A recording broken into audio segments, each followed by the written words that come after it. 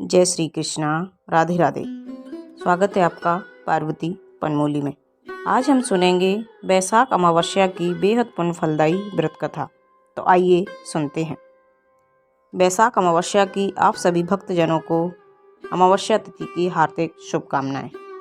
2024 में इस बार बैसाख अमावस्या 8 मई को मनाई जाएगी। सनातन धर्म में बैसाख अमावस्या का विशेष महत्व बताया गया है। कहते हैं कि इसी महीने में त्रेता युग की शुरुआत हुई थी। बैसाख माह में पड़ने वाली अमावस्या को बैसाख अमावस्या कहते हैं। बैसाख अमावस्या पर कुंडली में मौजूद काल्प सर्प जैसे कष्टकारी दोषों को आसानी से दूर किया जा सकता है। बैसाख अमावस्या पर दान, स्नान और पितरों का तर्पण अत्यंत कल्याणकारी माना गया है। तो आइए जानते हैं बैसाख अमावस्या का शुभ मुहूर्त क्या है। इस साल बैसाख अमावस्या तिथि 7 मई को सुबह 11:41 पर आरंभ होगी और अगले दिन यानी 8 मई को सुबह 8:52 पर समाप्त होगी। हालांकि बैसाख अमावस्या 8 मई को ही मान्य है। इस दिन ब्रह्म मुहूर्त में सुबह 4:10 से सुबह 4:52 तक अमावस्या तिथि का स्नान किया जा सकता है, जबकि दान पुण्य के कार्य लाभ चौघड़िया सुबह में 5:34 से सुबह 7:15 तक करना शुभ रहेगा। कहा जाता है बैसाख अमावस्या के दिन स्नान दान की परंपरा सदियों से चली आ रही है। इस दिन पितरों की आत्मा की शांति के लिए तर्पण या कर्म कांड करने से बहुत पुण्य मिलता है। आप चाहें तो बैसाख अमावस्या के दिन बहते हुए जल में तिल का प्रभाव कर सकते हैं। इससे जीवन में सुख, शांति और सकारात्मक ऊर्जा का वास होता है। बैसाख अमावस्या के दिन सूर्य देव को अर्घ्य देना बेहद शुभ होता है। स्नान और पूजन के बाद अपने सामर्थ्य के अनुसार दान करना भी बेहद फलदायी बताया गया है। बैसाख अमावस्या पर कुछ सरल उपाय से कुंडली के कार्प सर्प दोष भी दूर किए जाते हैं। इस दिन विधि विधान से पूजन के बाद पीपल के पेड़ को जल अर्पित करना बेहद शुभ माना गया है। आइए अब सुनते हैं बैसाख अमावस्या से जुड़ी एक महत्वपूर्ण कथा। प्राचीन काल में धर्मवर्ण नाम का एक ब्राह्मण था। वो बहुत ही धार्मिक और ऋषि मुनियों का आदर करने वाला व्यक्ति था। एक बार उन्होंने किसी महात्मा के मुख से सुना कि कलयुग में भगवान विष्णु के नाम स्मरण से ज़्यादा पुण्य किसी भी कार्य में नहीं है। धर्मवर्ण ने इस बात को आत्मसात कर लिया और सांसारिक जीवन छोड़कर संन्यास लेकर भ्रमण करने लगा। एक दिन घूमते हुए वह पितृलोक पहुंचा। वहां धर्मवर्ण के पितृ बहुत कष्ट में थे।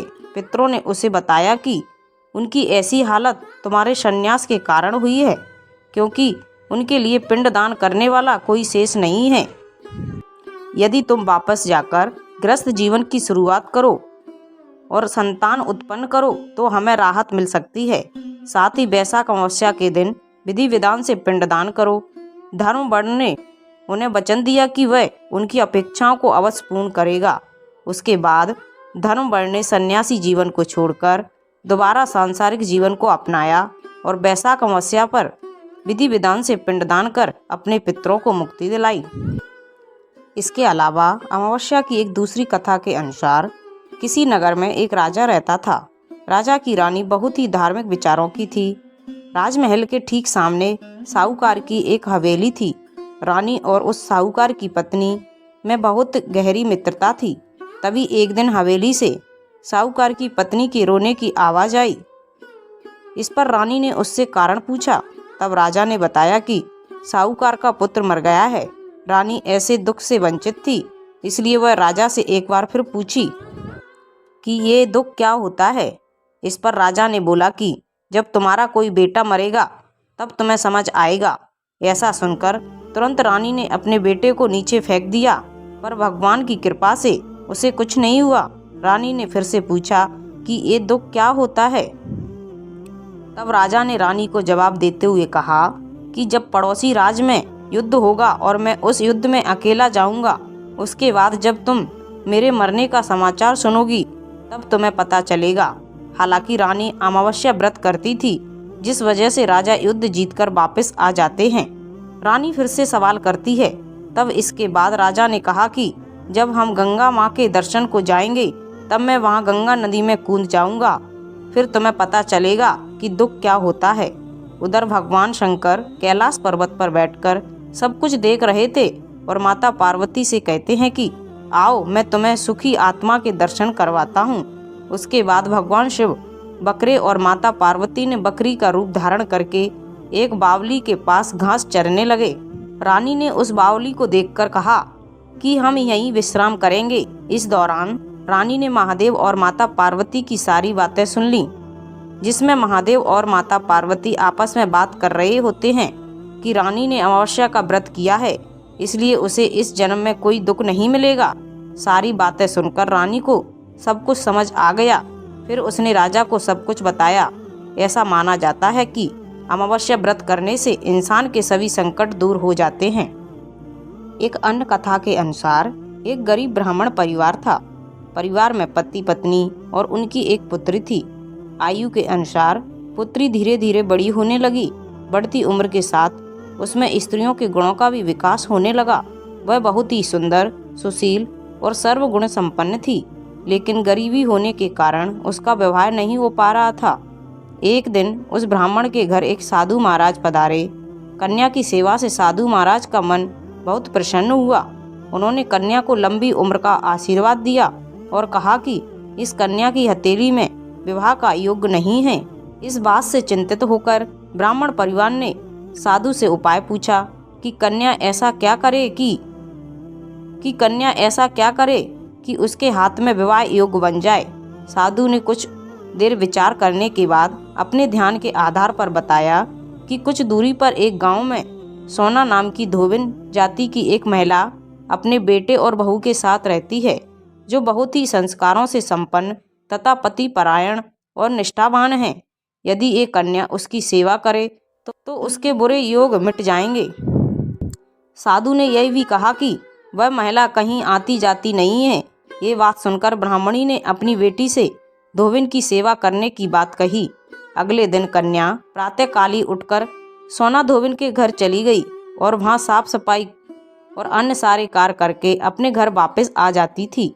एक दिन सोना धोबिन अपनी बहू से पूछती है कि तुम तो सुबह ही उठकर सारे काम कर लेती हो और पता भी नहीं चलता। बहू ने कहा, माँ जी, मैंने तो सोचा कि आप ही सुबह उठकर सारे काम खुद ही खत्म कर लेती हैं। मैं तो देर से उठती हूँ। इस पर दोनों सास बहू निगरानी करने लगी कि कौन है जो सुबह ही घर का सारा काम करके चला जाता है। कई दिनों के बाद धोबिन ने देखा कि एक कन्या अंधेरे में घर में आती है और सारे काम करने के बाद चली जाती है। जब वह जाने लगी तो सोना धोबिन ने उसके पैरों पर गिर पड़ी और पूछने लगी, आप कौन हैं और इस तरह छुपकर मेरे घर में आकर क्यों काम करती हैं? तब कन्या ने साधु द्वारा बताई गई सारी बात बताई।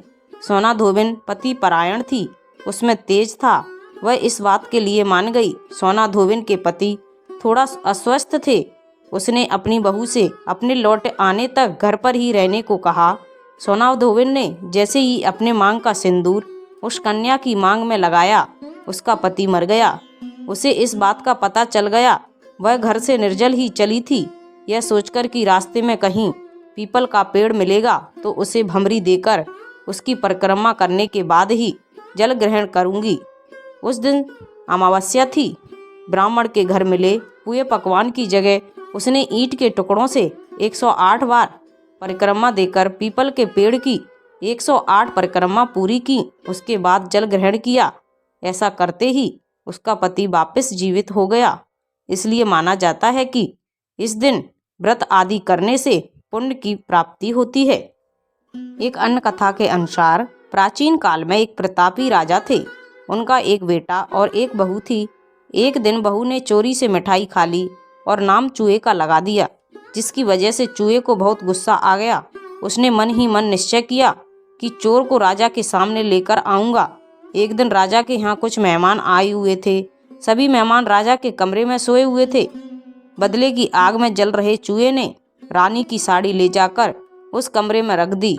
जब सुबह मेहमानों की आंखें खुली और उन्होंने रानी का कपड़ा देखा तो हैरान रह गए। जब राजा को इस बात का पता चला तो उन्होंने अपनी बहू को महल से निकाल दिया। रानी रोज शाम में दिया जलाती, ज्वार उगाने का काम करती थी। रानी रोज पूजा करती, गुड़धानी का प्रसाद बांटती। एक दिन राजा उस रास्ते से निकल रहे थे तो उसकी नज़र उन दियों पर पड़ी।